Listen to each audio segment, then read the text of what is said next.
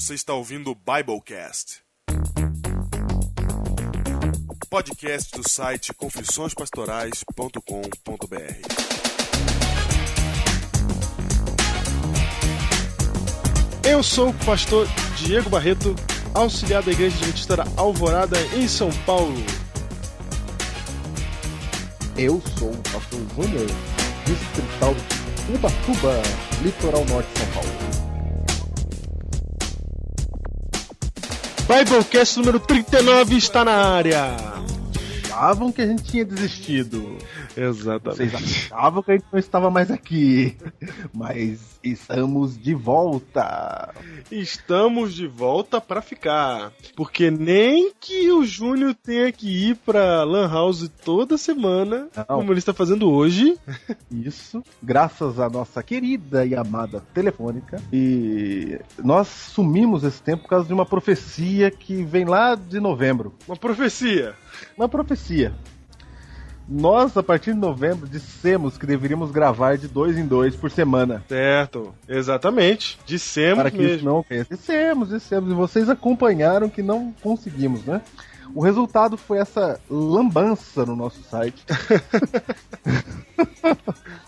Durante todo o mês de janeiro e fevereiro. Mas agora estamos de volta. Lambança. Porém, aí, animados, fortes e firmes aí. E pela primeira vez, um Biblecast com o pastor Diego Inácio casado, hein? Olha! Agora eu sou um senhor. Senhor, é um senhor. Um homem casado. Um homem sério. Um homem sério, olha aí, mas sério, né? Diegão, como é que é isso? Você tá casado? Como é que é isso aí? Quer dizer que agora você grava o podcast com remorso no coração, assim como eu, né? Remorso. Lógico, claro. Por quê? Sim, agora você sabe que temos que agradecer já a Bruna pelo tempo que ela cede o pastor Diego para a gravação do Biblecast. Certo. Assim como agradecemos a dona Gislaine por tal... A dona Gislaine. Dona Gislaine. Depois de um tempo de casado, você viu, né? Vira dona Gislaine. É dona Bruna também. Casou é dona. Ai, isso me lembra uma música, mas deixa pra lá. Essa, inclusive, é uma das razões, né, dessa lambança.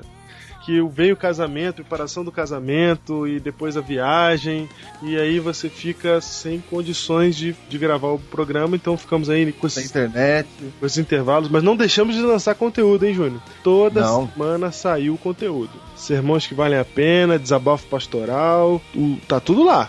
Agora, nós estamos voltando finalmente com o Biblecast. Depois de muitos xingos, nós estamos voltando. E o Júnior falou aí do meu casamento, e eu quero falar aqui também. O Júnior veio aqui e denunciou quando saiu o meu artigo na Revista Adventista, né? Então eu quero aqui denunciar pra vocês também que o Júnior, o pastor Júnior, tá ficando famoso, Pastor Júnior gravou a temporada 2011 de Arena do Futuro com o pastor Luiz Gonçalves pela TV Novo Tempo. Olha aí. Você sabe que alguns acompanharam na TwitchCam, hein? Olha aí, 2011, temporada 2011, pastor Luiz ao lado, e ninguém mais, ninguém menos, pastor José Flor Júnior. Temporada de 2011. O pastor José Flor Júnior já está na TV, já foi. É o Biblecast atravessando fronteira. Não vem com esse Biblecast, não tem nada de Biblecast. Não?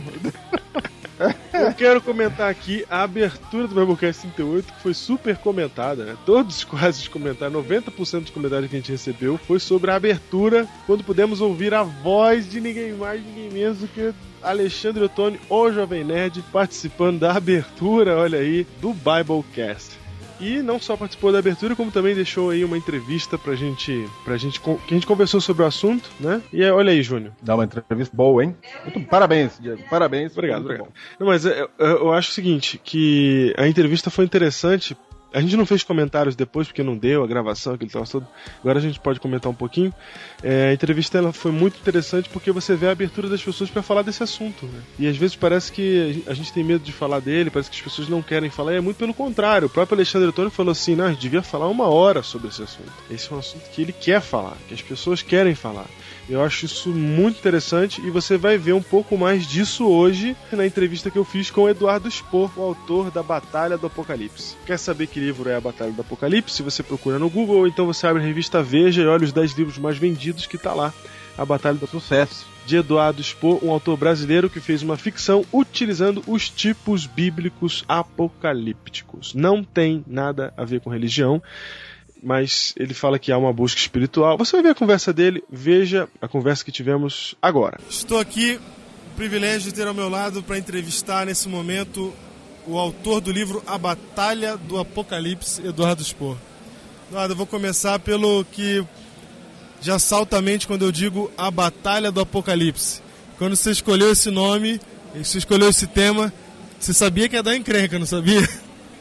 Olha, cara, sabe que não, porque na verdade, por incrível que pareça, foi uma coisa muito natural para mim, Apocalipse. Foi uma coisa muito natural porque eu cresci com o Apocalipse. Nos anos 80, se falava muito Apocalipse. Na verdade, nem tinha tanto uma conotação, nem religiosa, nem nada. Porque nos anos 80 tinha corrida armamentista, e tinha a questão da Guerra Fria, tudo. Tudo que era filme, cara. Eu me lembro de ver muito filme. Tinha muito livro que falava sobre o fim do mundo, sobre o apocalipse, nesse sentido, assim. Então, isso foi sempre uma coisa meio natural pra mim. Nem pensei, assim, que fosse dar encrenca. Eu acho que é tudo a maneira como você se expressa, como você fala, né? A encrenca vem muito das pessoas que são um pouco preconceituosas. E aí, nesse caso, não existe credo, cor, raça, nada, né? E as pessoas preconceituosas em todo sentido, que simplesmente tomam uma conclusão por uma frase, por um título, né? E é complicado. Mas, enfim, faz parte mesmo, né? Então, nesse caso, como você não esperava, porque realmente nos anos 80 teve uma febre nesse sentido. Até o Super-Homem morreu, né? Era tudo meio caótico ali por causa do fim da Guerra Fria. Então, a reação que você teve, eu já imaginava que teria, até porque eu estou envolvido com a igreja e tal. Foi pior do que você esperava? Como é que foi essa reação? Teve gente que mandou e-mail mesmo pra falar, falando de Apocalipse aí, dando a opinião deles, como é que foi? Cara, assim, então, tem os malucos em todos os sentidos, né? Então, assim, o cara que é maluco e fanático, é complicado se lidar com ele. E aí eu não tô falando só de religião, não, muito pelo contrário. E eu te digo com toda certeza que, assim como eu já recebi e-mail de fanático religioso, eu já recebi e-mail de fanático ateu, que são até piores do que os fanáticos religiosos. Então, assim, qualquer fanatismo, qualquer radicalismo é complicado. Eu acho que o meio termo é a forma para você viver melhor um com o outro, né? Sabe que eu sou jornalista, no meu curso final de jornalismo, meu TCC, na época chamava monografia, acho que hoje chama TCC. Já sou um pouco velho, já estou fora da faculdade há um tempão. Eu fiz sobre o conflito árabe-israelense, e a conclusão que eu tirei foi: a maioria dos palestinos são tranquilos, a maioria dos israelenses são tranquilos, a maioria quer a paz. Mas tudo dá errado porque existe uma minoria radical que faz muito barulho.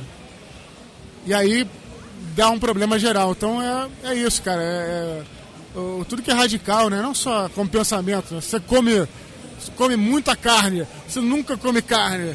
Cara, é o caminho do meio que é o certo, né? Equilíbrio, né? Deixa eu te perguntar então, o termo apocalipse, essa mitologia toda do apocalipse, ela não vem de uma busca... É até bom esclarecer isso para as pessoas já fazendo essa divisão. Muita gente ouve a Batalha do Apocalipse e pensa que vai ver religião no livro. Essa não é a ideia, não é uma busca espiritual, né? Não, então, na verdade aí não é uma busca espiritual no sentido de que não tem a ver com religião, você falou bem. Mas a busca espiritual não está só na religião. Ela está em todas as histórias mitológicas. Que hoje em dia você sabe que os grandes filmes e as grandes histórias populares, livros de sucesso, eles têm muito dessa raiz, dessas histórias que existiam desde a mitologia, em todas as mitologias. E no fundo é isso, né? Quando o herói sai com a mocinha no final, ou quando você consegue completar uma coisa, todas as grandes histórias falam sobre nossa busca espiritual, que não tem nada a ver com religião, né? Tem nossa busca interna para encontrar nossa espiritualidade, nosso ser. E é possível isso em todas as religiões, né? Entendi. Então, puxando agora a sardinha para o meu lado aqui, eu queria saber de você qual que é a tua visão. Isso é uma pergunta que eu vou fazendo para todo mundo aqui, pro Jovem Nerd, pro Maurício Saldanha. Quero saber qual que é a tua visão de Deus. O que você pensa dele? Então, quando as pessoas falam que eu acredito em Deus, eu digo o seguinte: eu sou um cara que eu sempre fui um cara cético, mas o ceticismo ele acabou se tornando uma coisa meio mal vista, porque as pessoas não entendem o que é ceticismo. O ceticismo, ele não é você não acreditar em nada. O ceticismo é você questionar tudo. Eu sempre questionei muitas coisas, tanto é que no meu colégio católico eu tinha uma aula de religião, outra aula de ciências. E eu questionava não só a religião, como eu questionava a ciência também. Então sempre tive. Então quando as pessoas perguntam se você acredita em Deus, eu falo com toda convicção que eu acredito na possibilidade da existência de Deus. Mas eu não posso dizer para alguém que existe ou que não existe. Até porque tem um estudioso que fala que eu sou fã desse cara e fala uma coisa muito maneira sobre Deus. Quando as pessoas ficam preocupadas em perguntar se Deus existe ou não, enquanto na verdade Deus está além da categoria de existir ou não existir. É muito maior do que isso. É muito maior. Ele fala assim: Deus é uma palavra, é um conceito, mas seu verdadeiro significado transcende qualquer pensamento. Então ele está perguntando, tentando colocar esse tipo de questões cósmicas dentro de um parâmetro humano. Isso acontece também na ciência. Quando você tenta reduzir a teoria da relatividade, ou tenta reduzir a teoria ou uma fórmula da gravidade numa fórmula. É quase pornográfico você fazer isso, porque você está reduzindo uma força universal numa fórmula. Então, é complicado. Então, você saber dizer o que existe além da nossa consciência. E, ao mesmo tempo, você não pode ser arrogante e dizer que existe isso. O que importa é só fé. Se você acredita, você não precisa de provas para isso. Você acredita em aquilo que te faz seguir em frente. Mas o mais importante que a fé é a mensagem. E é isso que é aí que se separa os radicais daquelas pessoas que têm uma visão, não vou dizer moderada, mas sóbria da coisa.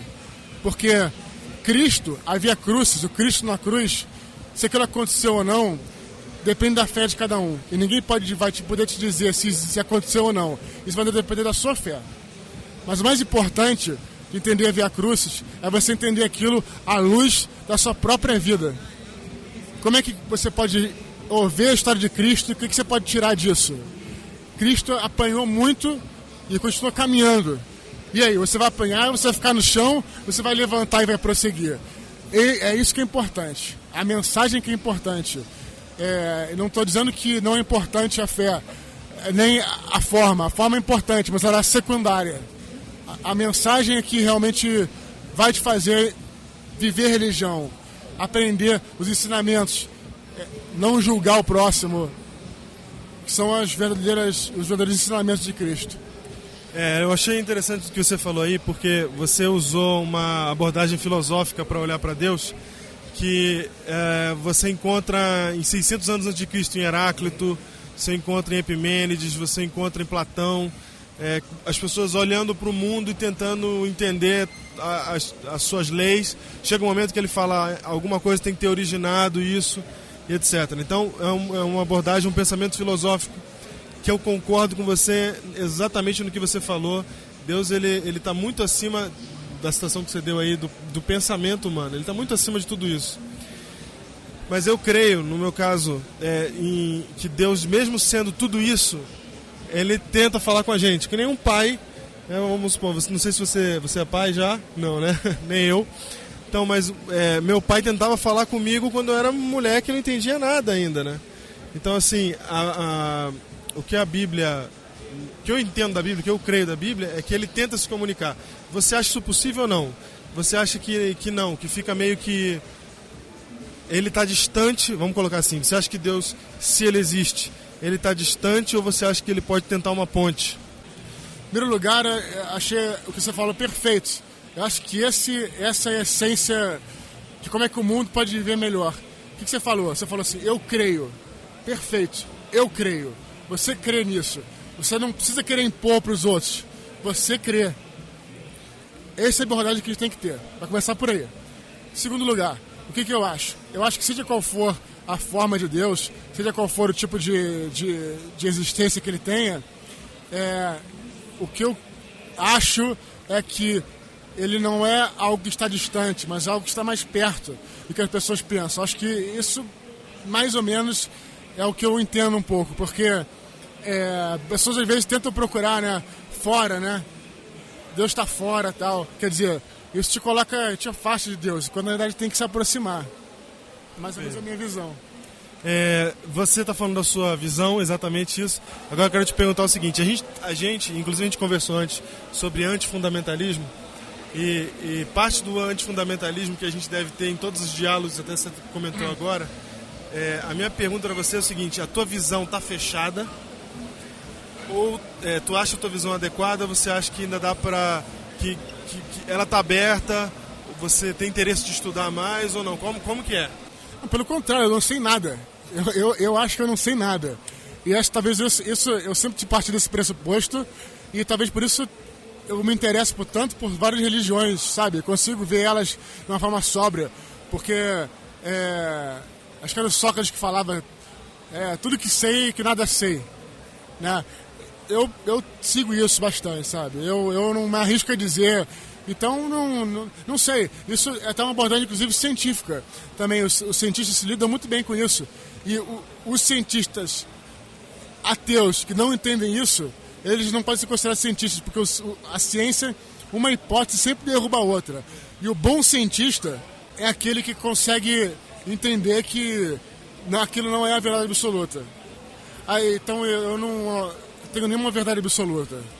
Eu estou tentando sempre acumular um tipo de informação, e até porque talvez a verdade seja algo que seja impossível, como eu disse, né, a gente compreender. Eu ia te perguntar isso aqui, até a última pergunta: se para você acha que existe verdade absoluta? Como é que é esse teu relacionamento com a verdade?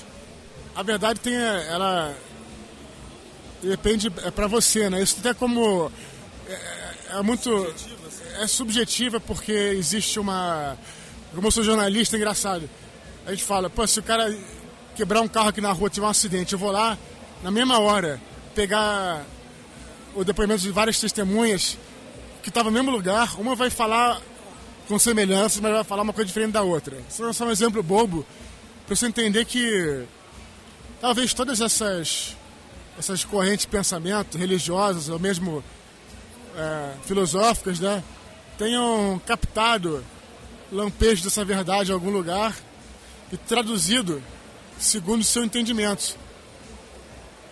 Talvez a verdade absoluta esteja além disso. Entendi. E que, repetindo, não acho que a gente vai alcançar tão cedo.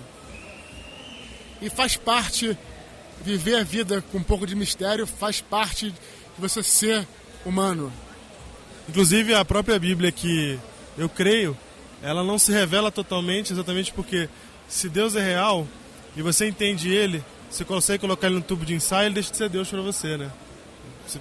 Ele passa a ser menor do que... Então, mistérios na vida vão haver mesmo, até o final.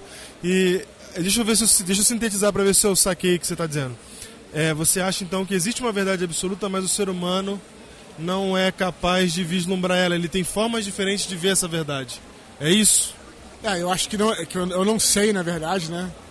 Mas isso eu acho que pelos estudos, né, que existem de mitologia, de filosofia, de história, a interpretação ela varia de acordo com a época. Eu vou falar uma coisa engraçada.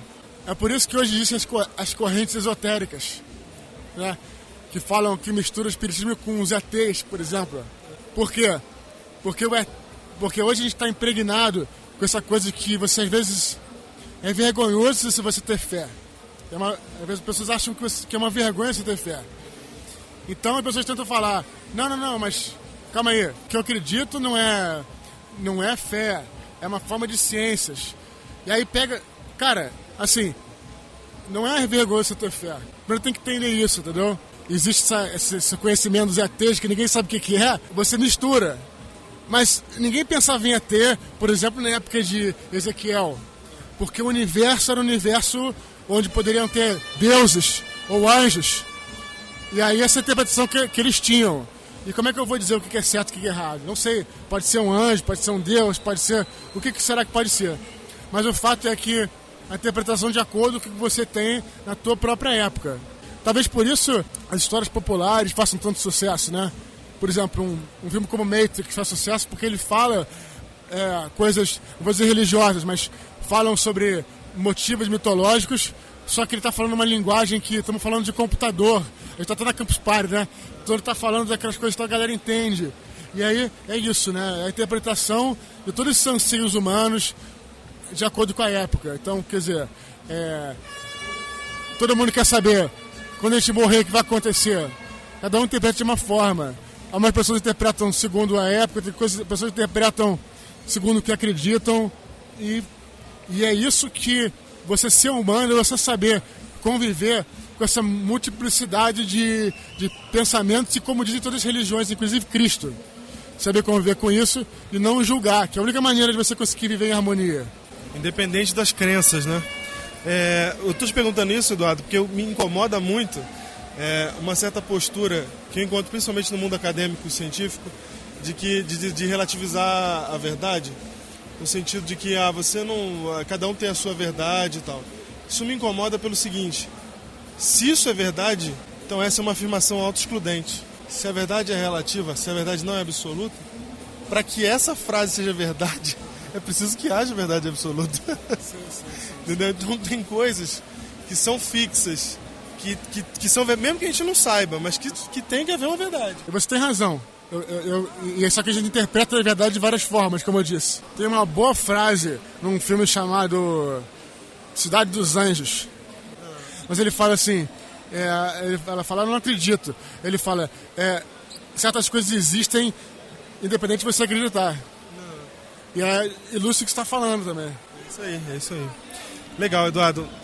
Agora falando sobre a religião em si. Para finalizar aqui a nossa entrevista, você acha que a visão que a religião passa de Deus é adequada?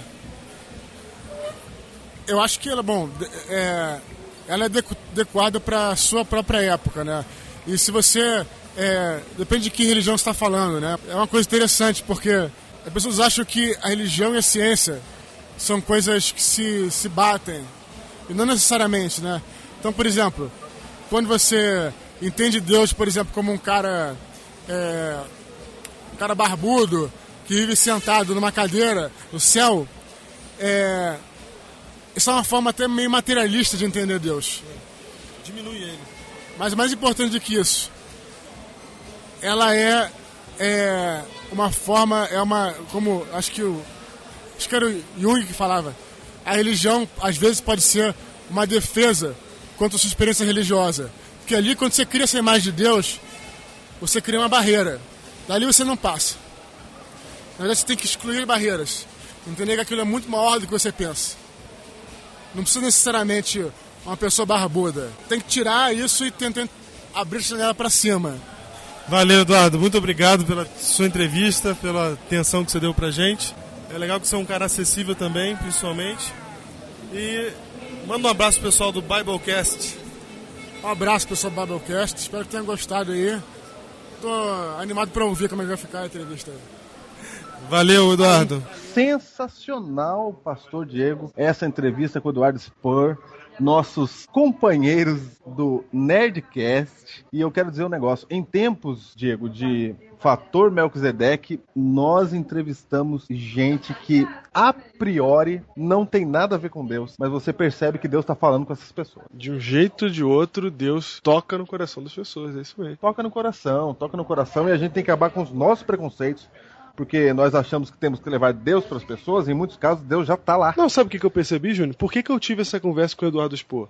Porque eu simplesmente agi sem preconceito. Os nossos preconceitos, eles só estão fazendo nos impedir de dialogar, de conversar. É isso. É só isso que está acontecendo. Alguém sentou para conversar com esse rapaz? Entendeu? E sabe o que foi interessante? Depois da entrevista, eu fiquei conversando com ele mais 30 minutos. Só sobre isso, sobre religião, sobre por que eu sou pastor, o que eu penso. E o que eu achei mais legal é que ele ficou ali conversando comigo e ouvindo sobre o assunto, entendeu? Eu não tava tentando converter ele, eu tava tentando só explicar pra ele qual que é o meu ponto de vista. E só dele parar pra ouvir e a gente conseguir conversar sobre isso, foi uma oportunidade extraordinária. Foi muito bom mesmo. E ele saiu da conversa falando assim, olha, eu quero ouvir o programa, me passa por e-mail. Então, assim, o legal é o diálogo. E o preconceito é o que nos impede de conversar, de dialogar sobre o assunto. Você nem sabe o que o outro pensa, mas você já acha que sabe, e o outro lado também, e fica essa coisa. Então a melhor coisa que tem é derrubar essas barreiras do preconceito. A gente abrir um diálogo. É isso mesmo. Então se você foi tentado a dizer, o que ele sabe do Apocalipse, ele também não se arvora como um erudito apocalipse. É verdade. Não é? É isso mesmo. E é isso. Tá aí, testemunha, conversa aí com Eduardo Spohr, o consagrado autor de A Batalha do Apocalipse. Muito bem. Depois dele conversar com o Jô Soares, conversou com o nosso querido pastor Diego. É isso aí. Eu vou falar, viu? Rapaz, o importante não é o que você tem, é os amigos que você tem. Vamos lá.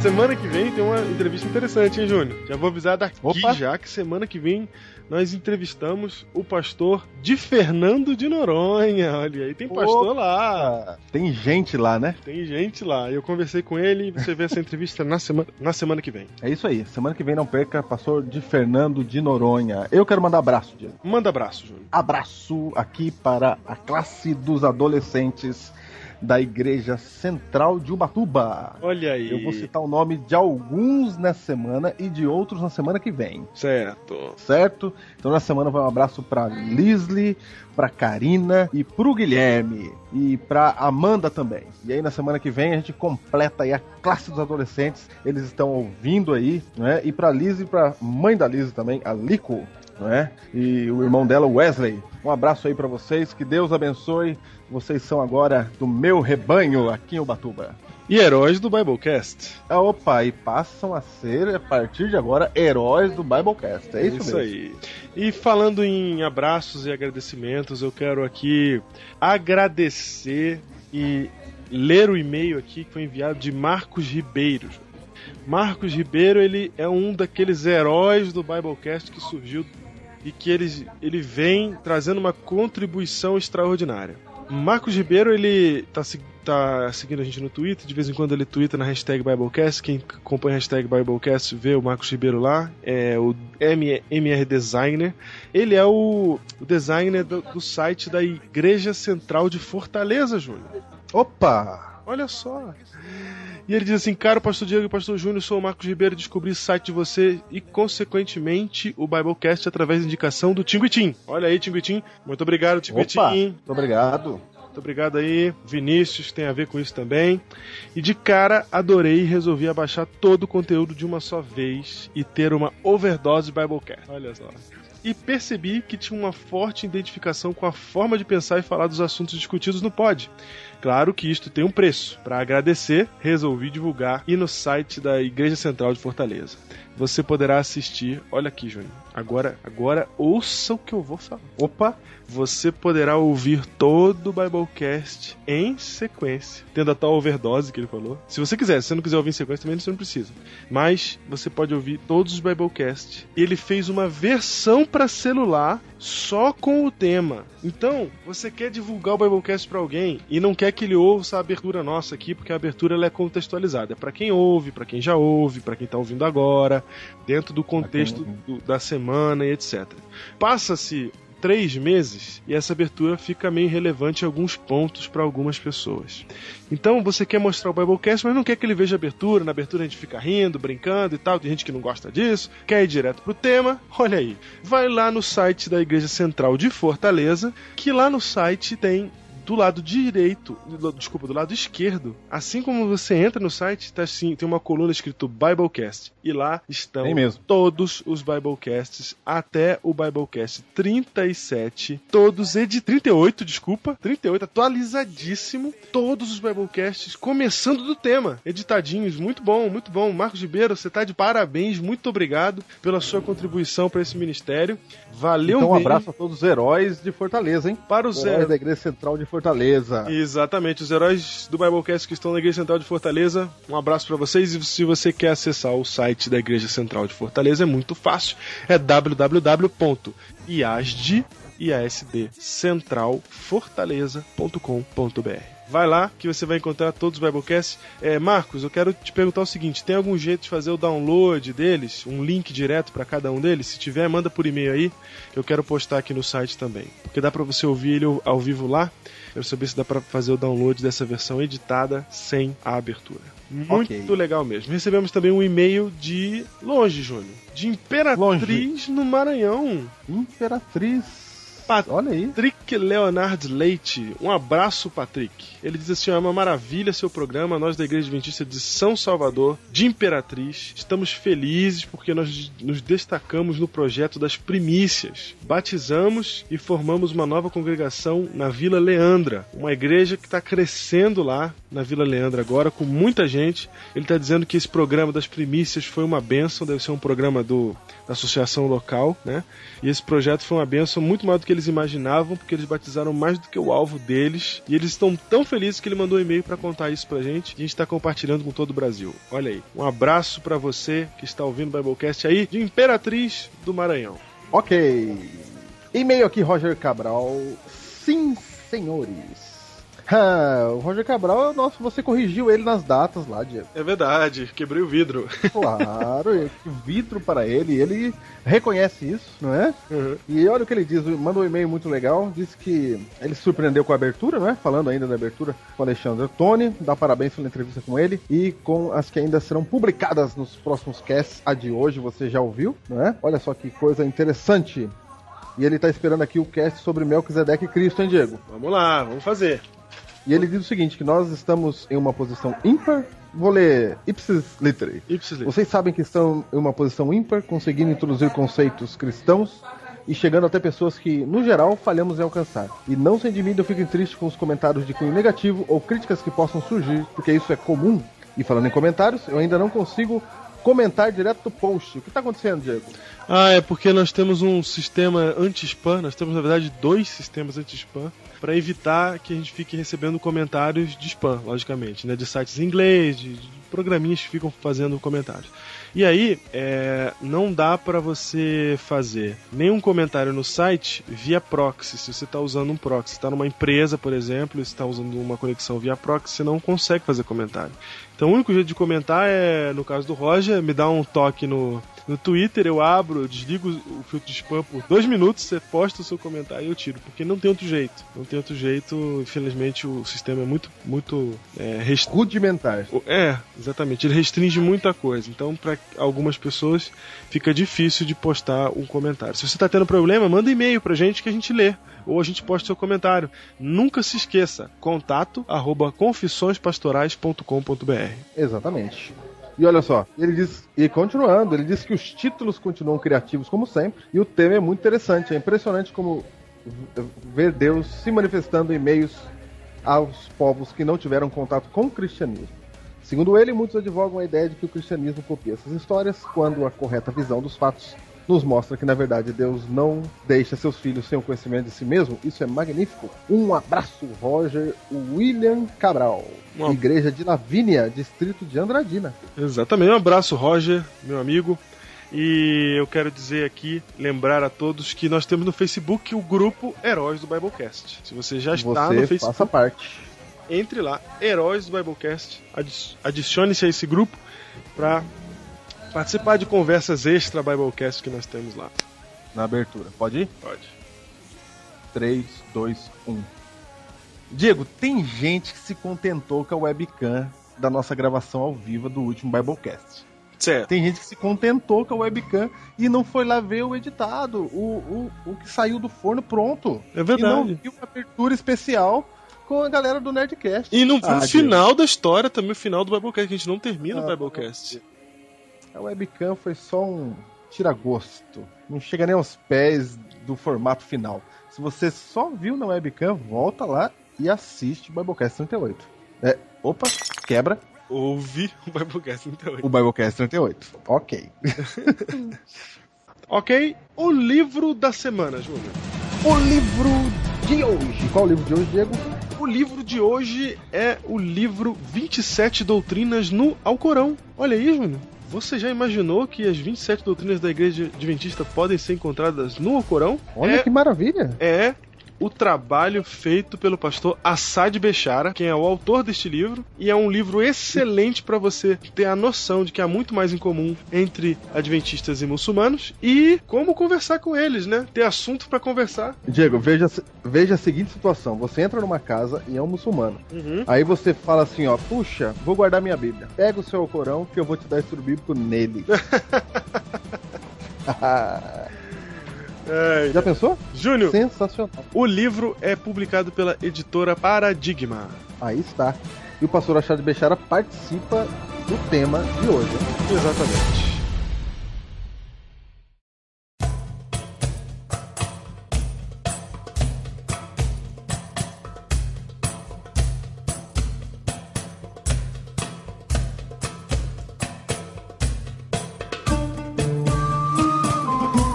Biblecast número 39, Júnior. As pessoas já estavam achando que não ia sair. De modo nenhum. Apenas várias situações nos impediram de fazer o 39. Entre elas, eu gostaria de ouvir palmas, o casamento do nosso Diego. Muito bem. Mas agora nós estamos de volta e dessa vez para ficar. Muito bem, estamos aqui no Biblecast 39 para terminar aquela que foi a série mais interrompida do Biblecast. E eu vou interromper mais uma vez, Diego, porque nós não vamos terminar hoje. É verdade. A gente programou uma série de 3 episódios sobre o fator Melquisedeque, mas decidimos que haverá 4 episódios. Isso mesmo. Então, é como se fossem os 3 mosqueteiros. Todo mundo sabe que os 3 mosqueteiros são 4. Verdade. É lógico que são. E pra você que gosta de futebol, você sabe que o Clube dos 13 é composto de 20 clubes. Então é assim mesmo. Meu pai. E nós também deixamos então aqui na nossa série Fator Melquisedeque com 4 episódios. Uma série que surpreendeu a gente também, porque está fazendo um sucesso incrível. Várias pessoas já compraram o livro Fator Melquisedeque. Olha aí. Olha aí. Olha aí. E estão empolgadas com o livro, porque tem muitas histórias que a gente não contou, que estão no livro. Inclusive a melhor de todas as histórias, que é a história dos Karen. A gente não contou porque ela é um pouco extensa e detalhada. Tá lá no livro. Então se você quer saber a história dos Karen, compra o Fator Melquisedeque. E agora nós estamos indo pro 3º episódio. E o 3º episódio... Só lembrando, Diego. Vamos colocar todo mundo no contexto, né? Claro. Porque assim como Lost, a gente tem que fazer um episódio de retorno. No episódio anterior. Isso, episódio de retorno. O texto-chave da nossa série é o seguinte. Atos, capítulo 14, versículo 15 e 16. Final do verso 15, que diz assim, ó. E vos anunciamos o evangelho para que dessas coisas vãs vos convertais ao Deus vivo, que fez o céu, a terra, o mar e tudo que neles há, o qual, verso 16, nas gerações passadas permitiu que todos os povos andassem nos seus próprios caminhos. Contudo, verso 17 também, não se deixou ficar sem testemunho de si mesmo, fazendo bem, dando-vos do céu chuvas e estações frutíferas, enchendo o vosso coração de fartura e de alegria. Percebeu?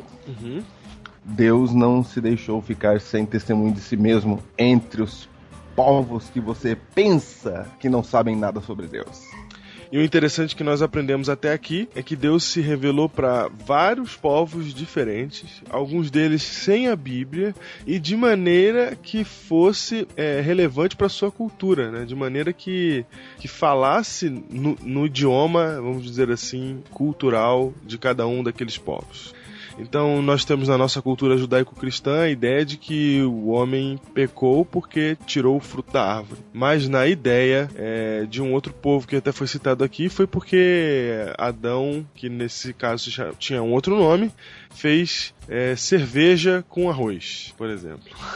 Fermentou um chá de arroz lá, esquisito. Então, cada cultura, com as suas peculiaridades, recebeu de alguma maneira uma mensagem direta de Deus, uma revelação de Deus. É isso mesmo, portanto estamos aqui no 3º episódio da série O Fator Melquisedeque, porque Melquisedeque morava em Canaã, numa terra pagã, e era sacerdote do Deus Altíssimo. Quem pregou para Melquisedeque? Essa é a questão. Exatamente, da onde que veio um sacerdote, né, fora do contexto judaico-cristão, para quem Abraão, que é o pai do judaísmo, fez... Deu dízimo, né, e fez sacrifício. Essa é a ideia. Portanto, bem-vindo. 3º episódio da série O Fator Melquisedeque, com o título A Outra Grande Nação. A outra grande nação, porque nós falamos de pequenas nações, de pequenos povos, de pessoas que entraram em contato com a verdade de que existe um único Deus e que ele se manifesta por uma trindade, que ele tem um filho. E todos esses detalhes que nós já conhecemos no nosso mundo parece se revelar de várias maneiras diferentes em outros pequenos povos, mas, Júnior, o mundo se divide em 3 grandes grupos. E o primeiro grande grupo é o grupo daqueles que receberam a revelação judaico-cristã. Ok. Somos nós. Somos nós, os cristãos. Qualquer outro grupo que use a Bíblia. Também. E os judeus, exatamente.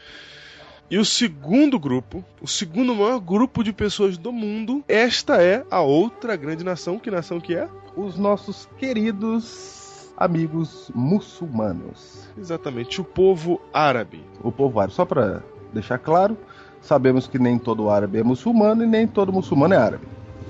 Exatamente. Assim como nem todo judeu é judeu. Tô brincando, todos são, mas... nem todo israelita. Judeu... nem todo israelita é judeu, beleza, vai. É isso. Assim como nem todo brasileiro é cristão, é isso. Vocês já entenderam, vai. É isso. Ok, então vamos lá, Diego. Da onde surgiu o povo muçulmano? O surgimento do povo muçulmano é muito interessante, porque o surgimento do povo muçulmano está ligado também ao surgimento do judeu. Porque você sabe que há uma briga em Israel e eles ficam brigando por Jerusalém, porque é o palco da origem da religião judaica, da religião cristã e da religião muçulmana. Por isso, tanta guerra em Jerusalém. Por falar em guerra no mundo árabe, estamos no contexto, né, Diego? Porque é verdade. Parece que os árabes estão bombando nesse momento.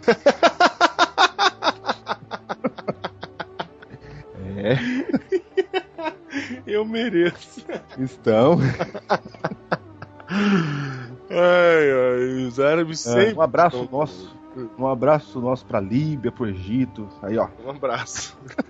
Um abraço. Um abraço pros 13 brasileiros que estão lá na Líbia, né? Que vão fugir de barco amanhã. Um abraço. Quem sabe já fugiram quando você está ouvindo esse Biblecast. É verdade.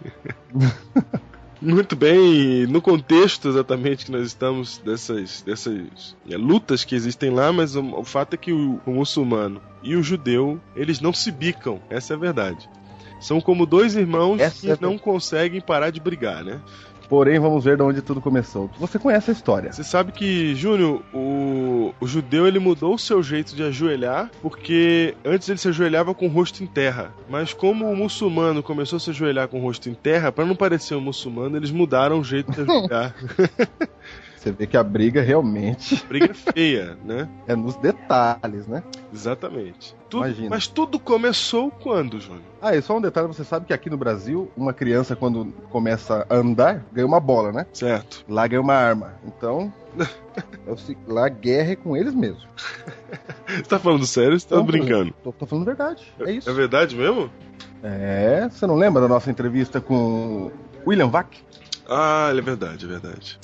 Então. A nossa entrevista com o William Vac é demais. E você que não viu a entrevista com o William Vac, o Diego tem isso em algum lugar nos anais do passado. É verdade, uma vez o Júnior entrevistou o William Vac. Nos anais da história pré-biblecastiana. Pré-biblecastiana. Isso. Né? Nesses anais. Anyway, em frente. Muito bem. Então vamos lá. Da onde surgiram os muçulmanos? Os muçulmanos surgiram o seguinte, eu quero que você abra a tua Bíblia. Ah, você pensou que os muçulmanos não estavam na Bíblia, né?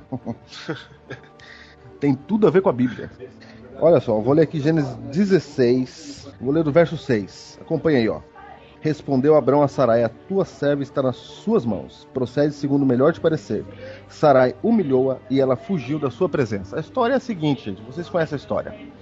Abraão, Deus prometeu um filho para Abraão. Como Sara não podia ter filho, imaginaram-se que, segundo o costume local, deveria ser filha da concubina. Certo. E assim foi feito. Nasceu o jovem Ismael. Detalhe, por que tinha que ser filha da concubina, né? Que história é essa? A verdade é o seguinte, filho da concubina é considerado filho da senhora. Da senhora, exatamente. Então o pensamento era assim, se ele fizer um filho com a concubina, ela vai valer como se fosse um filho legítimo dos dois. É, porque era a cultura da época. Exatamente. Ideia muito boa. Só um detalhe que a gente boa pra época. Claro. Entendi. Não, porque a gente sempre fala mal de Abraão, mas ninguém fala mal de Jacó, que as 12 tribos são todas consideradas 12 tribos, né? Verdade, mas só que são duas. Mas é tudo filha de concubina. É. Tudo considerado, as 12 tribos, tudo certinho. Que é a cultura da época, etc. E é isso. Muito bem, vai lá. Deus tolerou, ok? E aí, o problema é que Deus sempre disse que dava problema isso, porque quando nasceu o filho de Agar, Ismael, Agar começou a destratar a senhora Sara. Destratou. Porque, Diego, não ter filho naquela época era um infortúnio. Destratando a senhora, Abraão falou assim, faz o que você quiser com a moça. E Sara falou, vai embora. Mandou a mulher para fora de casa. Que foi o verso que nós lemos. Certo. Agora era o verso 7. Tendo achado o anjo do Senhor, esse anjo do Senhor é Deus, viu, gente? Junto a uma fonte de água no deserto, junto à fonte no caminho de Sur, disse-lhe, Agar, serva de Sarai, de onde vens e para onde vais? Ela respondeu, fujo da presença de Sarai, minha senhora. Verso 9, então lhe disse o anjo do Senhor, volta para tua senhora, e humilha-te sobre suas mãos. Disse mais o anjo do Senhor, olha só o que disse agora o anjo do Senhor, multiplicarei sobremodo a tua descendência, de maneira que por numerosa não será contada. Disse-lhe ainda o anjo do Senhor, concebeste darás à luz um filho, a quem chamarás Ismael, que quer dizer Deus ouve, porque o Senhor te acudiu na tua aflição. Júnior, quem que é o anjo do Senhor? O anjo do Senhor é Deus. O anjo do Senhor? A gente vai ver logo mais à frente quando o Senhor é Deus. Muito bem. Então, e só um detalhe, Deus está dizendo que ele vai multiplicar a descendência de Sarai, vai multiplicar a descendência de Agar. E ele vai dar um filho a Agar. Portanto, olha Deus fazendo parte do plano. E o nome desse menino vai ser Deus ouve. É, porque eu ouvi a tua aflição. Esse teu choro aqui. Começando aqui na Bíblia a história do povo árabe. Desse jeito. Presta bem atenção nos detalhes, porque eles são importantes. Olha. Por que Deus colocou na revelação judaico-cristã esse início de história? Vai vendo. Olha o verso 12, Diego. Falando de Ismael. Ele será entre os homens como um jumento selvagem, e sua mão será contra todos, e a mão de todos contra ele. E habitará fronteiro a todos os seus irmãos. Ou seja, ele vai se espalhar para todo lado. É terra. Exatamente. Vai ficar na fronteira e ele vai sempre brigar com todo mundo vai brigar com ele. Não, olha aqui. Isso é a profecia. Tá claro isso. Isso é uma daquelas profecias que mostra que a Bíblia foi inspirada por Deus e ela sabe para onde ela tá indo. Porque há tanto tempo atrás, falar assim de um povo que é exatamente assim até hoje. Diego, é exatamente assim. Veja aí, ó. Qual o problema com Israel? Fronteira. É só isso o problema com Israel agora. É terra, é fronteira. Também. Essa é a disputa deles. Veja só, verso 13. Então ela invocou o nome do Senhor e lhe falava, tu és Deus que vê, pois disse ela, não olhei eu neste lugar para aquele que me vê. Por isso, aquele poço se chama Ber-Lahai-Roi. Está entre Cádiz e Bered. O que quer dizer Ber-Lahai-Roi, Diego? Ber-Lahai-Roi significa o poço do Deus vivente, daquele que vive. Olha só, Agar, uma egípcia, cultuando o Deus verdadeiro. E a história não para aí, Diego. Veja o capítulo 21, quando nasce o menino. Nasce o menino. E aí? Nasceu o menino. Você sabe que o menino... Promessa se cumpriu, Júnior. Frente. Promessa se cumpriu. A profecia se cumpriu na vida dela. O problema, Diego, é que 14 anos depois dessa história que acabamos de ver, nasceu Isaac. O verdadeiro filho da promessa.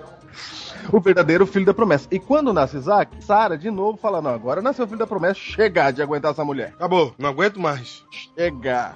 14 anos aguentando essa mulher, chega. Manda essa mulher embora. E aí não teve jeito, teve que ir embora mesmo. E começou a tratar o filho dela como bastardo, porque agora tem o da promessa. Nasceu da promessa, que é Isaac. Aí veja só, olha o que aconteceu. Em Gênesis 20, verso 14. Levantou-se, pois, Abraão de madrugada, tomou o pão e uma odre de água e pôs-os às costas de Agar, deu-lhe o menino e a despediu. Ó, falou, vai embora. Que vida, hein? Ela saiu andando errante pelo deserto de Berseba. É por isso que eu digo, Diego, não tenha duas mulheres. Muito bem, tá aí a prova de que dá problema. Não dá certo, não dá certo. Você viu, Abraão teve que mandar o filho embora agora. Teve que mandar o filho embora. Verso 15. Você viu a situação, ela saiu errante pelo deserto, não tinha pra onde ir, meu. Saiu. Não, saiu pra morrer. É. Tanto é que a história da Bíblia fala exatamente isso. Continua. Verso 15. Tendo-se acabado a água do odre, colocou ela o menino debaixo de um dos arbustos, e afastando-se, foi sentar-se defronte à distância de um tiro de arco, porque dizia, assim não verei morrer o menino. E sentando-se em frente dele, levantou a voz e chorou. Percebeu, Diego? Ela colocou o menino pra morrer. Uhum. Ela falou, chega, vai morrer. Porque tava sem água, não tem o que fazer. Tá sem água, você sabe que sem água não vive, ainda mais no deserto. Não tem o que fazer. Veja lá, verso 17. Deus... Percebe que é Deus, Diego? Uhum. Porém, ouviu a voz de quem? De Ismael. Do menino. Percebe que Deus tem uma ligação direta com o menino. É, por isso que o nome dele é Deus ouve. Deus é pai do menino. Não é? Uhum. Deus, porém, ouviu a voz do menino, e o anjo de Deus chamou do céu a Agar e lhe disse, que tens, Agar? Não temas, porque Deus ouviu a voz do menino. Por isso ele chama Ismael, olha aí. Ó. Olha aí. Olha isso, na língua hebraica ficaria mais ou menos assim, não temas, porque Deus Ismael, o menino. É verdade. Que coisa, hein? Deus ouviu a voz do menino daí onde está. Ergue-te, levanta o rapaz, segura-o pela mão, porque eu farei dele um grande povo. Olha aí, quem vai fazer, Júlio? Atenção para o replay. Não temas, porque Deus ouviu a voz do menino daí onde está. Ergue-te, levanta o rapaz, segura-o pela mão, porque eu farei dele um grande povo. Abrindo-lhe Deus os olhos, perceba que o anjo do Senhor é Deus. Perfeito. Viu ela um poço de água, e indo ele, encheu de água o odre e deu a beber ao rapaz. Verso 20. Deus estava com o rapaz. Quem é esse rapaz, Diego? Ismael, o pai da nação árabe. Ismael. Mas a Bíblia diz que Deus estava com ele, que cresceu e habitou no deserto e se tornou flecheiro. Diego, veja só. Ismael quer dizer Deus ouve. Só para comparar, Isaac quer dizer riso, né? É, exatamente, por causa da promessa. Isso. Então veja, mas Deus promete para Agar que de Ismael faria uma grande nação, também um grande povo. E, Diego, tem uma curiosidade muito interessante. O próprio Deus falou com Agar aqui, né? É verdade. E Deus falou com 3 mulheres na Bíblia. É verdade, só 3 mulheres Deus que falaram... 3 mulheres. Deus falou diretamente só com 3 mulheres. É claro que várias mulheres receberam revelações divinas, mas que Deus falou com elas só 3. Quem são, Júnior? Tá relatado, pelo menos, né? Tá relatado na Bíblia. Tá relatado, exato. Né? Está relatado na Bíblia que foram Eva, né? A mãe de Sansão e Agar. Olha aí. Deus não falou nem com Maria. Maria foi um anjo, né? Que anunciou. Exatamente. Foi Gabriel. Aqui não, foi o próprio Deus falou, Agar, do teu filho vai nascer um grande povo. Esse povo, Diego, é a outra grande nação. Wallahu shadidul iqab.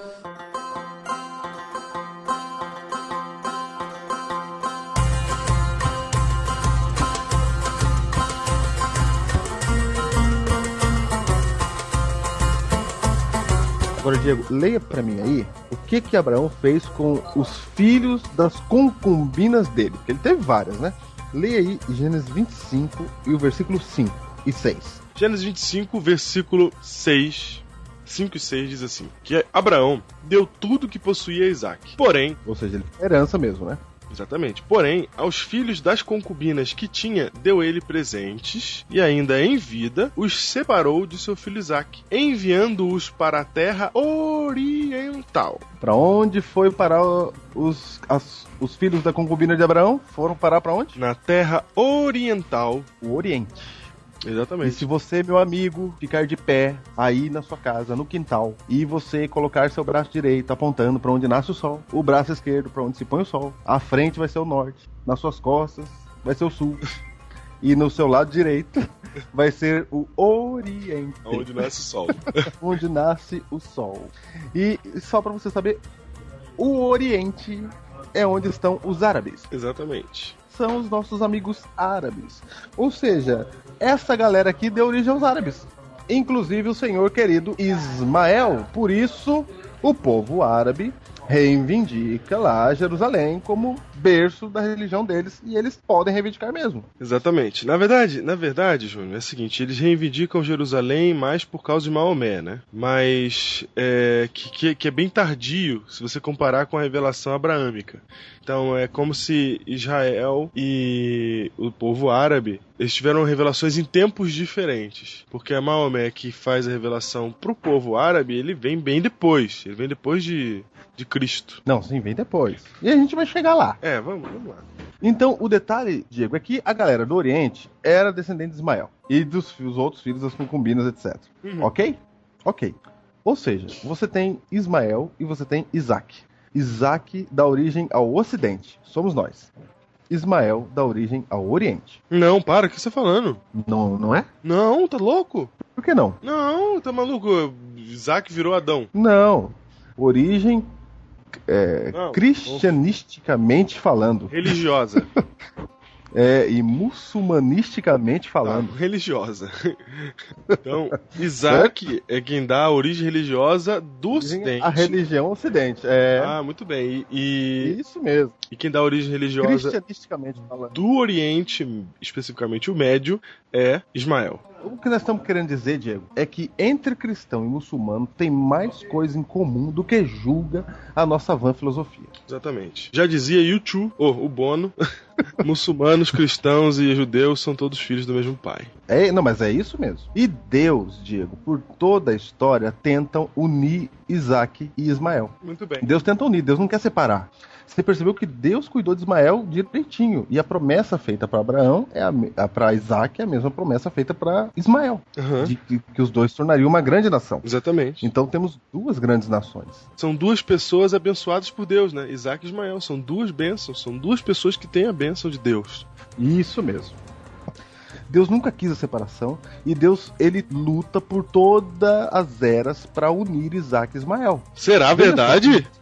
Veja só. Será, Júnior? Como assim? Embora Ismael tenha ido embora pro Oriente, veja só quando Abraão morreu. Olha que coisa interessante. Aí mesmo em Gênesis 25, você vai ver aqui no verso 9, diz assim, sepultaram-no Isaque e Ismael, seus filhos, na caverna de Macpela, no campo de Efron, filho de Zoar, o Eteu, fronteira Manre.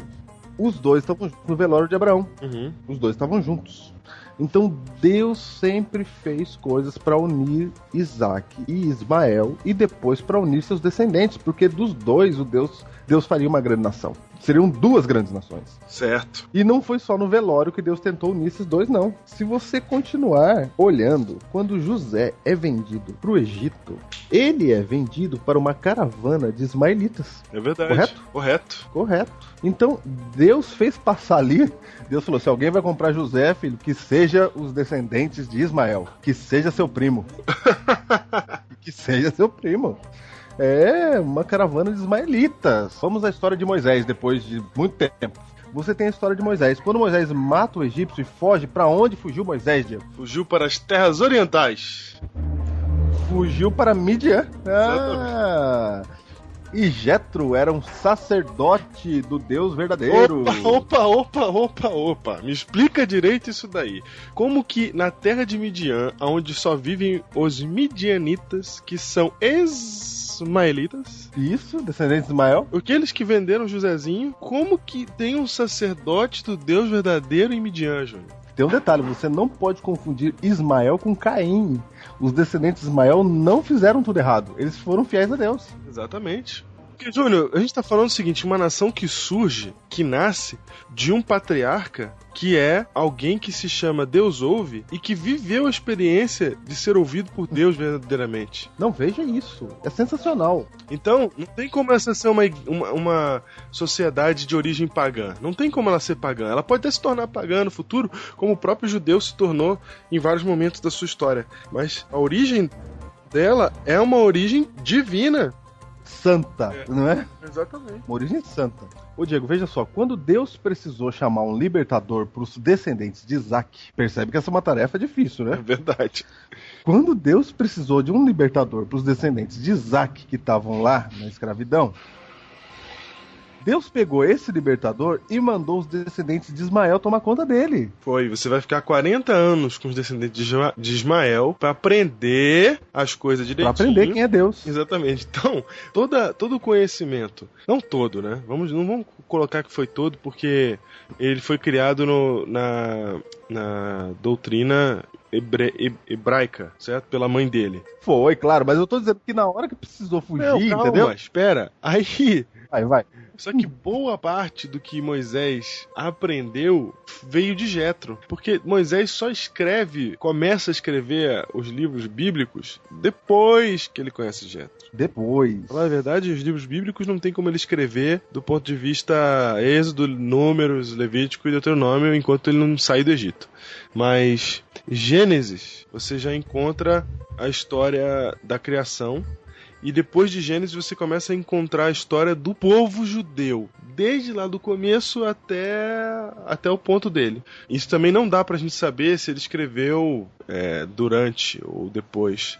Mas uma coisa dá pra saber, Júnior, que o primeiro livro escrito por Moisés, que não foi nenhum desses que eu citei até agora, foi o livro de Jó. Muito provavelmente, né? Exatamente. Estamos falando aqui de probabilidades, os estudos não são contundentes nisso, mas muito provavelmente foi o livro de Jó. Este primeiro livro da Bíblia, escrito por Moisés, conta a história de um homem que não é judeu. Porque quem conta a história para Moisés é Jetro. Exatamente. Conta a história de Jó. Porque quando ele chega na terra dos midianitas, Júnior, que história que eles têm para contar? Histórias de midianitas, ou aliás, de ismaelitas, que adoravam a Deus. Então a história que Jetro tem pra contar pra ele é a história de Jó, um homem fiel a Deus que morava em Ur dos Caldeus. Então podemos afirmar aqui, didaticamente falando, que Jó era árabe. Exatamente, Jó era árabe. Correto? Correto. Lá das descendências de Ismael. É interessante porque a primeira história bíblica não é de judeu, é de um árabe. É dos primos. É dos primos. Vou te falar. E Diego, e a história é fantástica, porque Deus fala que não havia ninguém na terra semelhante a Jó. Exatamente. Então... Ninguém na terra. Ninguém era tão íntegro como ele, né? Ou seja, Deus não tá nem aí pra esse negócio de fronteira. Tome, exatamente. Deus não tá preocupado nem aí com isso daí. Ele olhou pra Jó... Não, ele botou Jó naquela encrenca toda, porque Jó era o homem mais fiel da terra. Foi, é isso mesmo. E não é descendente de Isaac. Não faz parte do povo judeu. Não é isaquelino. Não é isaquelino. É filho de Abraão, mas não é isaquelino. É ismaelita. Ismaelita, exatamente. E é um árabe. E você vê que a fé tá muito viva, tá mais viva que a do povo judeu. Vamos falar aqui. Deus não manda Moisés ficar 40 anos com midianita à toa. Não é à toa. O povo de Israel não tinha mais contato com Deus. As 3 primeiras pragas caem sobre eles também. É um povo que está afastado, que não sabe, que ouviu falar. Deus é um mito para ele, é um mito abraâmico. Isso, estava afim de morar no Egito sendo mesmo. Renovada e reavivada a partir do processo de saída do Egito. Então, esse povo não tinha muito de fé. Então Deus tira Moisés desse contexto e coloca Moisés no contexto de midianitas, que estão firmes na fé. O Jetro firmão aí, ó. Não, firme na fé. Diego, por toda a história você vê essa ligação, Deus tentando ligar os dois povos. Por exemplo, no nascimento de Jesus, Diego. O nascimento de Jesus. No nascimento de Jesus, aonde aparecem os judeus? Não, no nascimento de Jesus, Deus avisa os dois povos. Deus não avisa um só. Dos descendentes de Isaac são os pastores, que aparecem os anjos. Lá em Lucas capítulo 2, você conhece a história, e eles falam, eis que vos trago novas de grande alegria, que será para todo o povo, é que hoje vos nasceu na cidade de Davi o Salvador, que é Cristo, o Senhor. Então veja, os pastores estavam lá cuidando do seu rebanho, quando apareceram os anjos no céu e disseram: eis que vos trago novas de grande alegria, é que nasceu na cidade de Davi o Salvador, que é Cristo, o Senhor. Ok? Ok. Grande alegria que será para todo o povo. Esses pastores são descendentes de Isaac, são judeus. Exatamente. Porém, Diego, entretanto, todavia, na verdade, quem são os magos? Eles eram chamados de magos porque estudavam as estrelas. Só por isso, não eram feiticeiros. Isso. Certo? Certo. Eles eram astrônomos. Astrônomos. Isso. Na época é conhecido como magos. E da onde vêm esses astrônomos, Diego? Eles vêm do Oriente. Olha só, não tô te falando, Deus avisou os árabes. Exatamente. Os descendentes de Ismael, que havia nascido o Salvador. Lembrando que os árabes aceitam Jesus, hein? Lembrando que... Como assim, Diego? Como é que é isso aí? Diferente dos judeus que não admitem que Jesus é o Messias, os árabes admitem que Jesus é um enviado de Deus. Olha isso aí, hein? Olha isso. Então, daí você já vai vendo que os árabes não estavam excluídos da revelação de Jesus. Os árabes não foram excluídos da revelação de Cristo. Não Eles foram. estavam lá no seu nascimento, sabiam quem ele era, e até hoje, se você falar de Jesus para um árabe, ele vai aceitar. Olha aí, Diego. Agora eu vou dizer uma coisa para você, Diego. Que é muito importante, né? O que é muito importante. O mais importante que existe nessa terra é você aceitar Jesus. Não, lógico.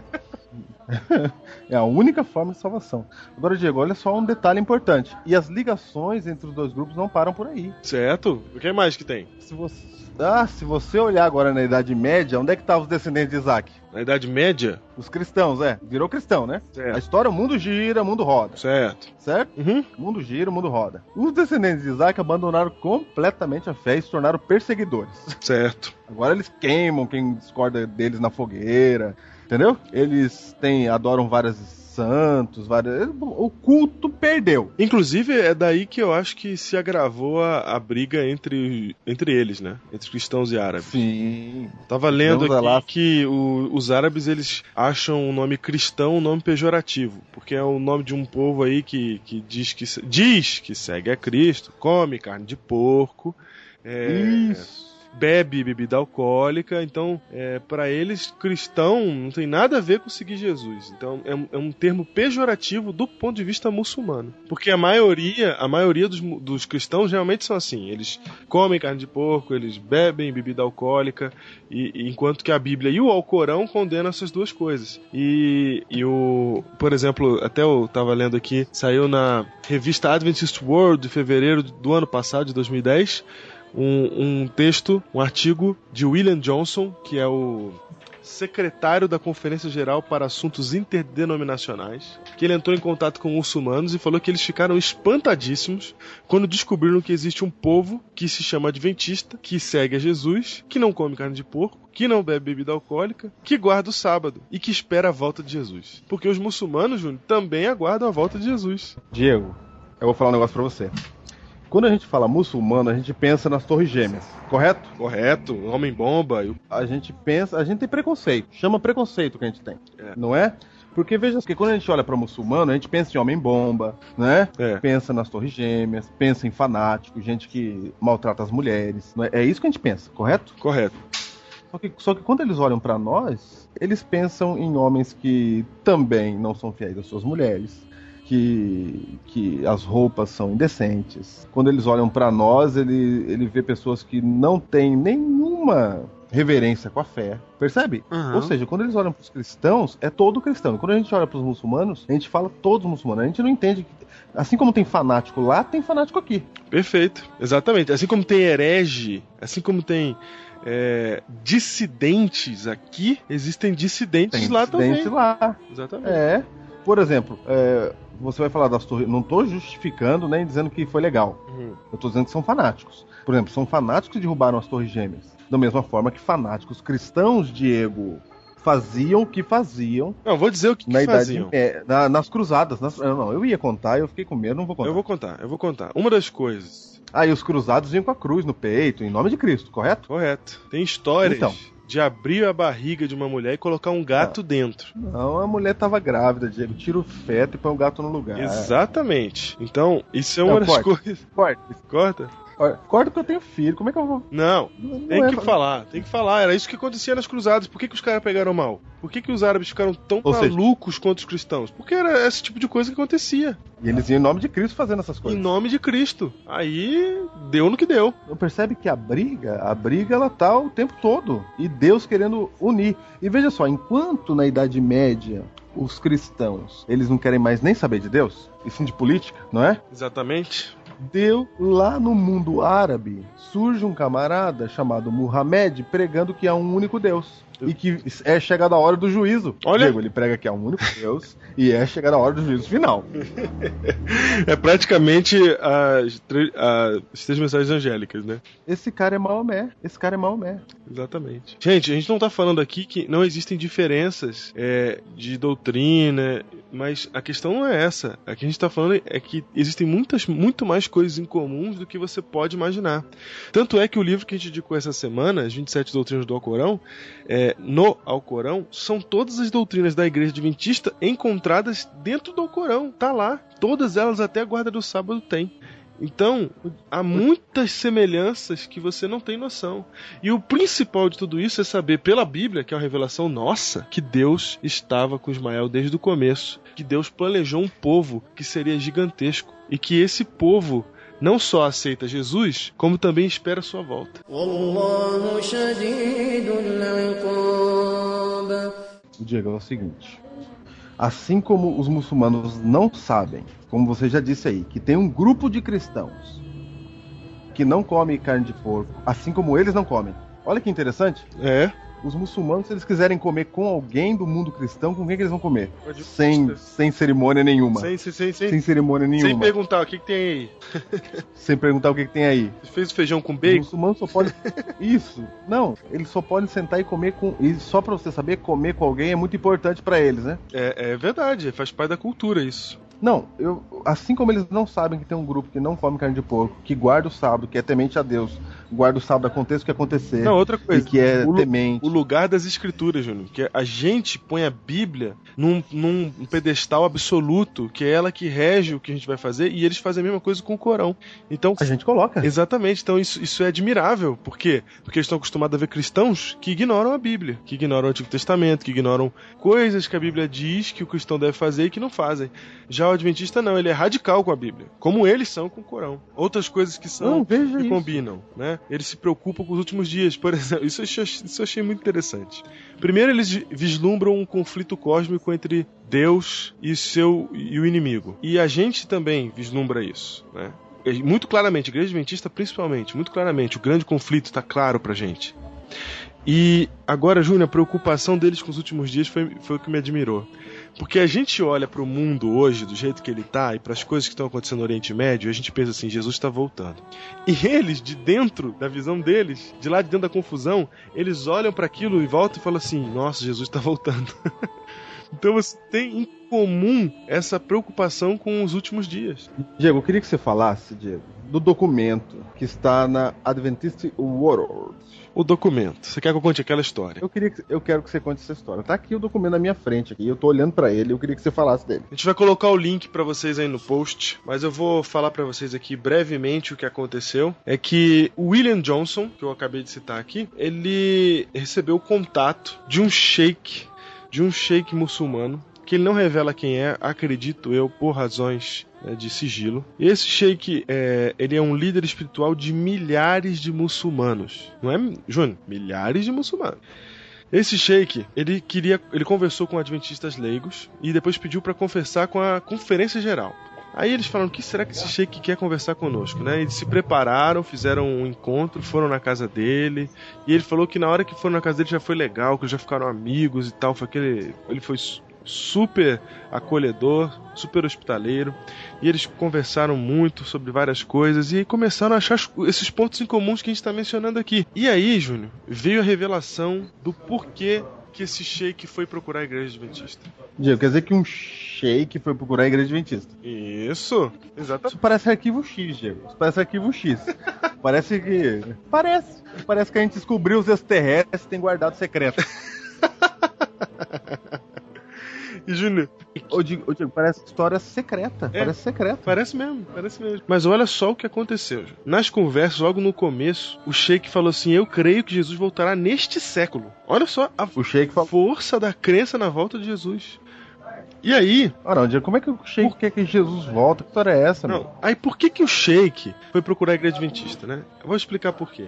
O homem perguntou pra ele, o William Johnson, perguntou assim: é verdade que o senhor recebeu uma visão sobre os adventistas do sétimo dia? Aí ele falou: não apenas uma, mas 3. As 3 continham a mesma mensagem. Olha a mensagem.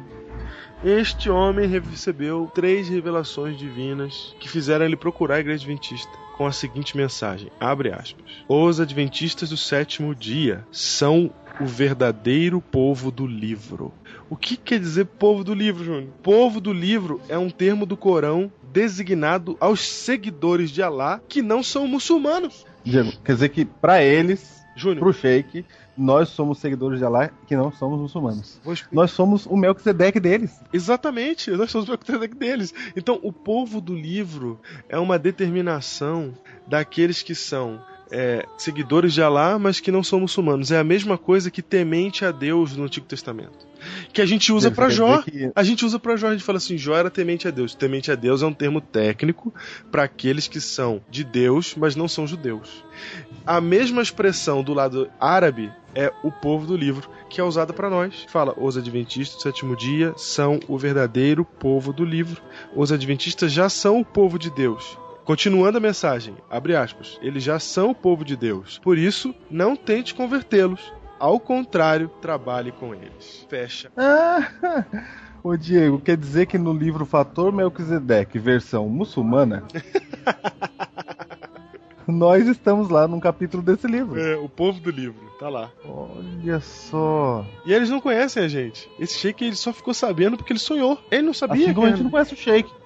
Ele não sabia. Assim como a gente não conhece nada dos muçulmanos. A gente só conhece do que a TV fala pra nós. Agora, Júnior, se ele tá dizendo assim, não é preciso convertê-los, apenas trabalhe com eles, será que essa mensagem não serve pra nós também? Tô te falando, Diego. Veja aí. Será? Júnior, eu acho que chegou a hora de a gente chamar uma autoridade pra participar do nosso programa. Chegou a hora. Chegou a hora de a gente botar nessa roda aqui alguém que sabe do que tá falando quando se fala de mundo árabe. Chegou a hora. Vamos ligar agora para ninguém menos que o pastor Assad Bechara. Alô? Alô? O pastor Bechara se encontra? Encontra, quem gostaria? É o pastor Diego. Um momentinho só, pastor Diego. Obrigado.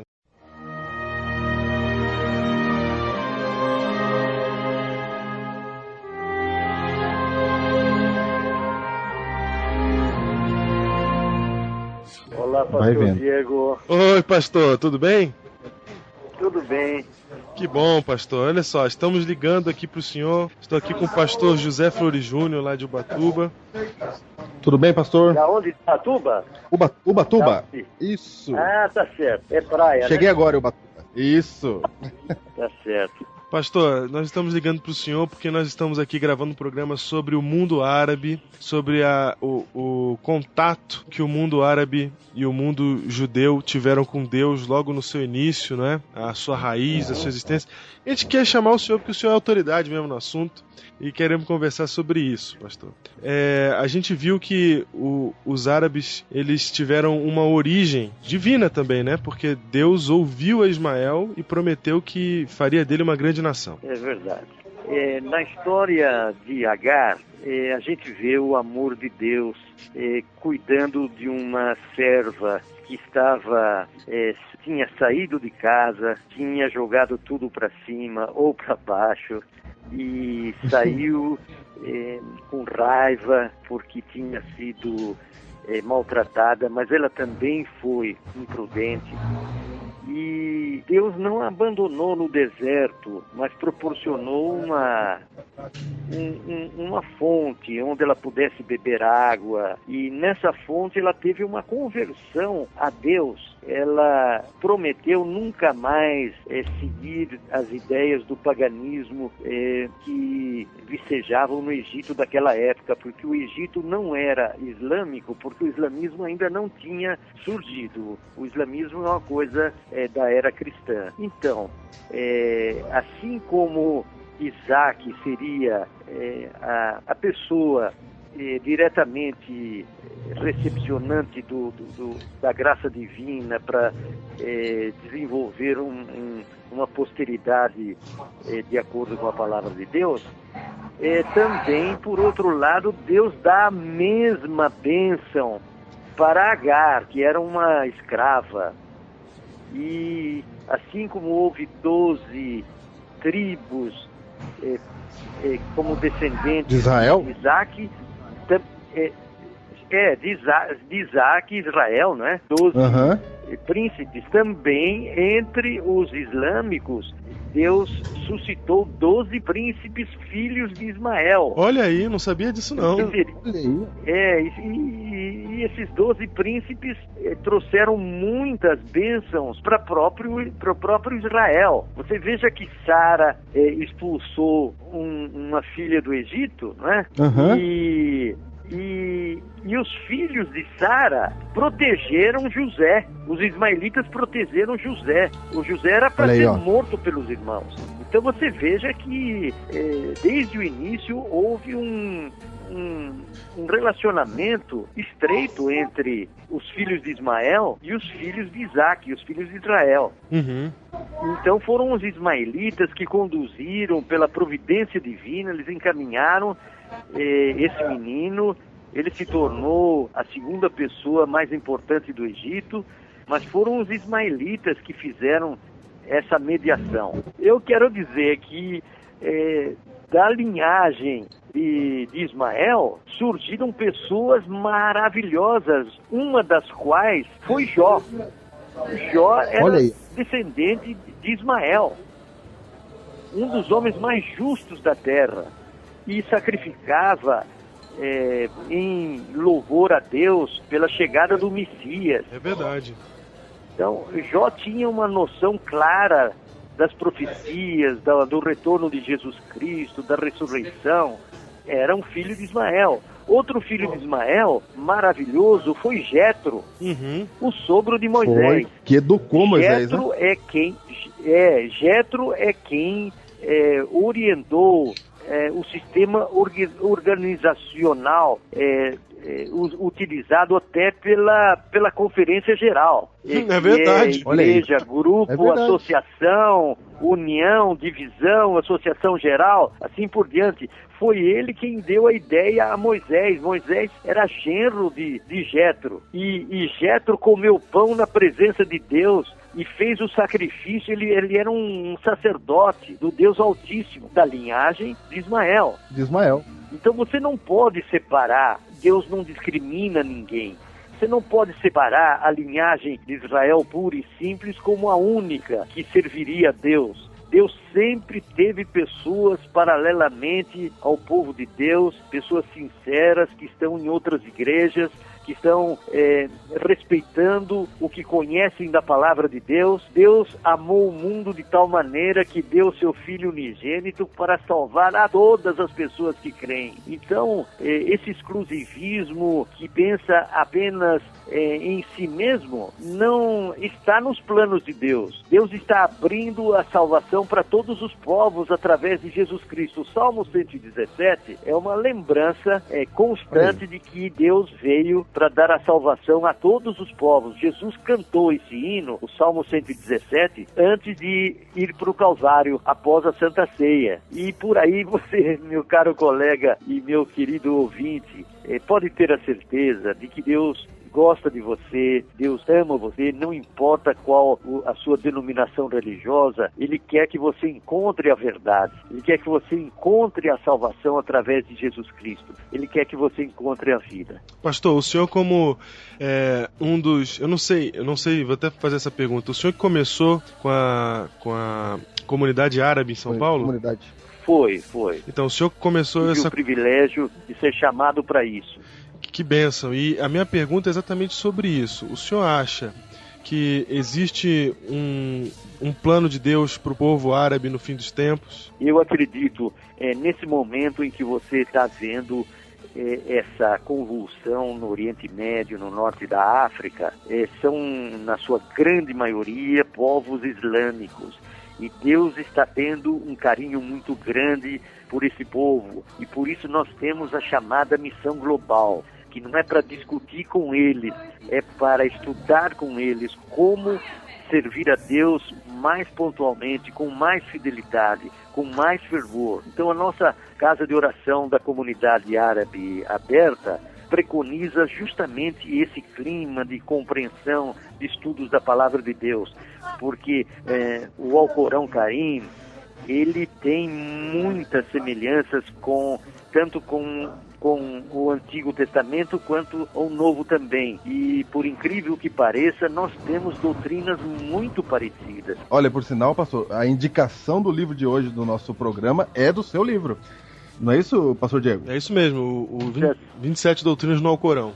Então nós temos muitas semelhanças, por exemplo, a missão dos anjos para nos ajudarem, a história o juízo final, o julgamento, a ressurreição, a guarda dos mandamentos da lei de Deus. Inclusive há referências interessantes que o Alcorão faz com relação à santidade do sábado. E assim por diante, o paraíso, a nova terra, não utilizar bebidas alcoólicas, carnes proibidas pela Bíblia. Há uma identidade muito grande entre eles e nós. E nós temos que aproveitar essas semelhanças e nos deter em semelhanças e não em diferenças que há entre nós. Estudando a palavra de Deus para que possamos praticar aquilo que é aprovado pelo céu. Então esse livrinho chamado 27 Doutrinas dentro do Alcorão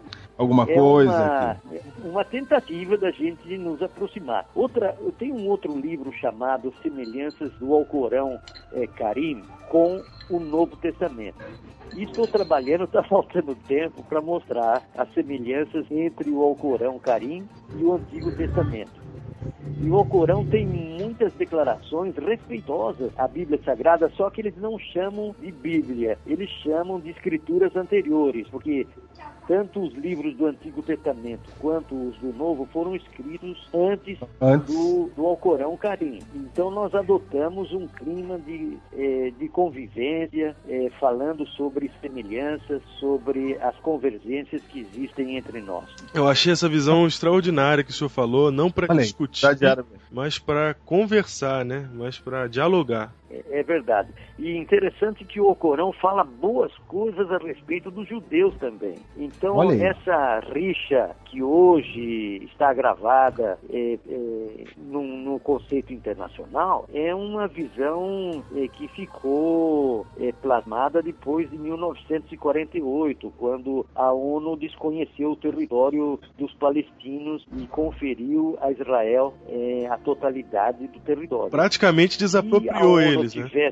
Se a ONU tivesse dividido ao meio, nós teríamos evitado todo esse conflito doloroso, porque nós temos raízes de Israel, nós temos raízes árabes, o mundo precisa de todos e todos devem colaborar para um fim comum de paz, compreensão e amor entre os povos, para que o Evangelho possa medrar, para que o Evangelho possa ter uma entrada mais ampla, sem preconceitos, sem discriminações de qualquer tipo. Pastor, você acha que a Igreja Adventista está preparada para isso? Nós que somos jovens pastores, que conselho o senhor daria para nós, para a pregação do Evangelho, nesse sentido de não ter preconceito? O senhor acha que a gente tá aberto para isso? Como é que o senhor vê a Igreja Adventista se preparando para essa situação? Eu acho que a igreja está se preparando aos poucos. Nós temos que acelerar esse preparo, porque diz uma escritora inspirada que as nossas igrejas devem estar preparadas para recepcionar a vinda de pessoas sinceras que estão buscando a palavra de Deus e não sabem onde encontrá-la de uma forma assim mais pura e mais verdadeira. E nós às vezes temos uma dificuldade para recepcionar os visitantes, olhamos de cima para baixo e achamos que nós somos os tais e nos esquecemos que sem a graça de Jesus Cristo ninguém de nós tem aptidão nenhuma, ninguém está qualificado a não ser pela graça de Deus. Então nós temos que deixar o nosso orgulho, a nossa vaidade pessoal e buscar os caminhos da verdade, estudando a palavra com mais pessoas, de igual para igual, de iguais para iguais, de semelhantes para semelhantes. Não discutir a palavra de Deus, mas ensinar, deixar espaço para que o Espírito de Deus atue nos corações sinceros. Então a gente está se preparando e nós temos que nos apressar, porque contingentes grandes de pessoas sinceras, corretas, verdadeiros adoradores, vão chegar em contingentes grandes e a igreja precisa se preparar para receber esse contingente precioso. Olha que maravilha, hein? Muito bem, pastor. Pastor, onde é que a gente encontra o senhor? Na internet? O senhor tem algum site? Tem Twitter? Porque o Juventude hoje precisa falar com pessoas que já estão labutando há muito tempo nessa obra e tem muito a ensinar para nós da Juventude. O senhor tem alguma... Onde que a gente acha o pastor Bechara? Eu vou dar o meu e-mail para vocês. Ótimo. Muito bem. Isso mesmo. Assad Bechara, tudo minúsculo, @gmail.com. Aí está, olha aí, maravilha. O grande pastor Assad Bechara. Pastor, eu estou emocionado de falar contigo, hein? Eu também com você, foi um prazer grande, viu? Prazer todo nosso, viu, pastor? Espero que o ouvinte do seu programa seja uma pessoa feliz, que encontre através de Jesus Cristo a paz para o seu coração. Muito obrigado, pastor. Amém. Fica com Deus, um grande abraço. Um abraço a vocês, queridos colegas. Até mais, pastor. Até mais, querido.